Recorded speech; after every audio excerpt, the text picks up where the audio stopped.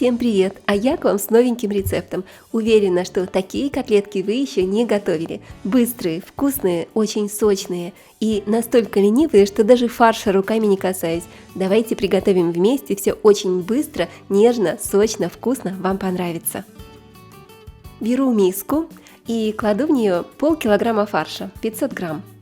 А теперь добавим секретный ингредиент, который уж точно никто не ожидает увидеть в котлетах.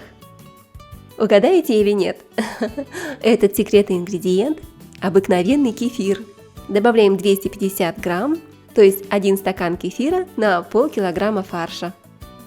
Количество ингредиентов я всегда стараюсь озвучивать в процессе видео, но также вы можете посмотреть ингредиенты в описании под видео. Обязательно солим и перчим фарш по вкусу. Я просто обожаю вкус, запах и аромат свежемолотого перчика, поэтому с удовольствием кручу мельничку. Но вы, конечно, солите и перчите по своему вкусу. Очень здорово, что для этих котлеток фарш подходит абсолютно любой. Вы можете взять курочку, индейку, смесь свинины с говядиной. То, что вы купите в магазине, знаю, что многие хозяюшки предпочитают готовить фарш самостоятельно, сами крутят мясо. Пожалуйста, котлетки от этого только выиграют. И теперь добавляем любые ваши любимые специи и приправы. Можно добавить приправу для фарша, паприку, какую-то сушеную зелень петрушки, укропа, кориандр молотый. Можно добавить сушеный чеснок или сушеный лук. Именно специи делают вкус фарша насыщенным, и готовые котлеты всегда будут иметь вкус специй, которые вы в них добавили. Так что, как говорится в одном старом анекдоте, дорогие мои, не жалейте заварки. И теперь берем вилочку и хорошенько все перемешиваем до однородности. Вот такой у нас однородный фарш получился. Как я уже говорила, мы даже с вами ручки пачкать не будем. Но и это еще не все. Котлетки еще в процессе. Мы хотим придать им еще больше сочности, вкуса и аромата. И для этого берем луковицу, очищаем ее, и я нарезаю крупно. Если вы не будете пользоваться блендером, то сразу же меленько нарезаем одну луковицу. Вместо того, чтобы порезать ее ножом, вы можете измельчить ее на терочке, натереть, и тоже получится такая однородная сочная консистенция. В общем, выбирайте то, что вам больше подходит.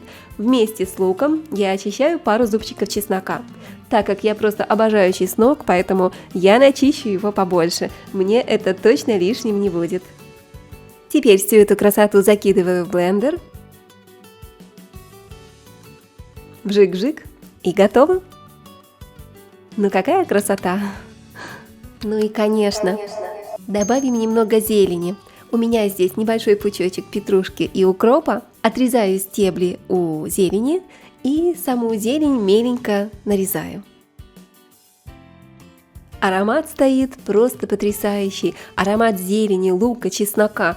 Вы знаете, котлетки получатся не только очень вкусными и сочными за счет того, что мы с вами всю эту красоту добавляем в фарш, но они получатся еще и очень полезными. И теперь добавляю в фарш измельченный лук с чесноком, а также зелень петрушки и укропа. Остается еще раз все хорошо перемешать. И вот так при помощи ложечки, лопатки или вилочки все хорошо перемешиваем.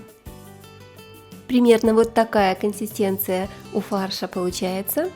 И я добавляю в фарш, для того чтобы он был чуть более густым, 3 столовых ложки муки. Милые мои, если вы придерживаетесь полезного здорового питания, я вам порекомендую заменить обычную муку, например, тапиокой, если у вас продается этот продукт. Получится более полезная замена, и вы только выиграете от этого. Разбиваю сюда же 2 куриных яичка, одно и второе. Можете добавить даже не 2, а 3 яйца, просто у меня на кухне неожиданно закончились яйца, и это 2 последних. И вот так вот при помощи вилочки хорошенько перемешиваю фарш до однородности. Посмотрите, вот такая однородная консистенция получается. И обратите внимание, что всего лишь из полкилограмма фарша у нас получится очень много котлет. Посмотрите, целая миска фарша. Красота! Очень-очень экономные, вкусные, сочные котлетки. Все готово, дорогие мои, осталось только пожарить котлетки.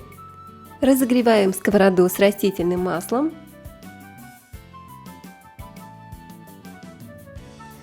Берем столовую ложку и выкладываем котлетки на горячую сковороду.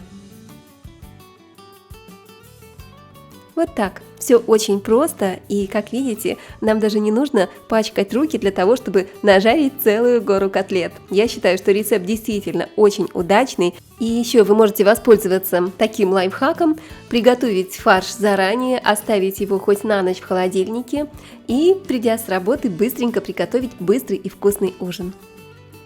Котлеты жарим с двух сторон до красивой золотистой румяной корочки, примерно по 3-4 минутки с каждой стороны. Ну а пока жарятся котлетки, я почитаю ваши комментарии, которые вы мне прислали. Вот такой комментарий от Валентины. Добрый день, Олеся. Случайно попала на ваш канал и заслушалась. Приятный голос, интересная женщина, что называется, с характером. Обычно не люблю, когда, кроме того, что мне нужно, в данном случае кулинарные рецепты, разглагольствуют о чем-то другом. Но вы меня заинтересовали, и хотя очень много блогов о кулинарии, я подписалась. Спасибо вам большое, Валентина, мне очень приятно это слышать. Спасибо за теплый комментарий и за подписку. Смотрите с удовольствием. И с удовольствием прочитаю еще один комментарий от Людмилы к рецепту сырников, которым я с вами делилась как раз на прошлой неделе. Олеся, благодарю за общение со своими подписчиками. Такой приятный голос. И спасибо за чудесный рецепт. Я тоже искала идеальный рецепт сырников. Попробую и ваш. Успехов вам! Спасибо большое, Людмила. Я тоже от всей души желаю вам успехов, и пусть ваши сырнички получатся красивыми, ровненькими, вкусными.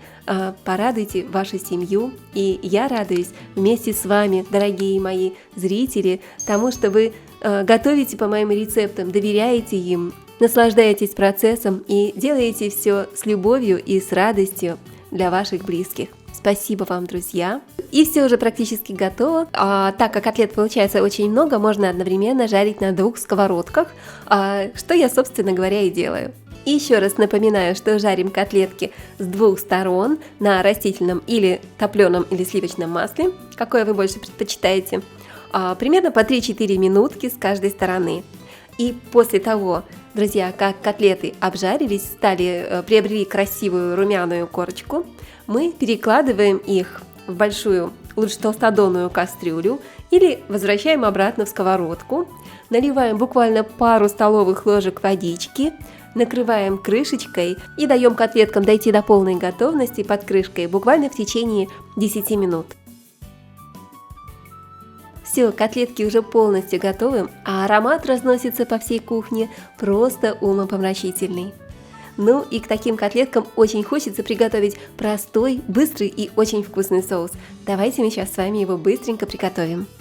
Соус у нас будет сметанный. Для соуса смешиваем сметану, добавляем по вкусу соль и перец, а также натираем на мелкой терочке или пропускаем через чесноковыжималку зубчик чеснока, если любите. Также в соус я добавляю немного лимонного сока по вкусу. И все, можно все перемешать. Еще, если добавите укропчика или петрушки мелкорубленного, будет просто божественно. Все, божественный и очень простой вкусный соус уже готов. И, конечно, пришло время пробовать наши котлеты. И мне уже не терпится разломить и попробовать котлетку, пока она еще горяченькая. Ну и, конечно, вы можете приготовить котлетки того размера, которые больше любят в вашей семье. Если любите маленькие, приготовьте мини-котлетки. А если предпочитаете побольше, вы можете буквально 2-3 котлеты пожарить на целую сковородку. Все в ваших руках, делайте все по вашему вкусу, дорогие. Давайте с вами разломим одну котлетку и посмотрим, какая она получилась внутри. Очень сочная. Очень нежное мяско получается. Можно назвать эти котлеты мясные оладушки, потому что они готовятся по принципу оладий. Мне очень нравится в этом рецепте то, что я руками даже не касаюсь фарша. Ручки чистые, все очень быстро, просто. Как я уже говорила, можете приготовить фарш с вечера и жарить котлеты уже на следующий день. И, конечно же, мне очень нравится, что рецепт очень экономный, и с полкилограмма фарша получается целая сковорода быстрых котлет. подавать с соусом, с любыми гарнирами, рис, гречка, макароны, все, что вы привыкли, все, что любите. Если подадите с овощами, будет просто идеально. Милые мои, я желаю вам приятного аппетита, вкусных котлеток. Прощаюсь с вами до новых вкусных рецептов. Напоминаю, что вы на канале Готовим дома. С вами была Олеся. Пока-пока и скоро увидимся. Приятного аппетита. Пока.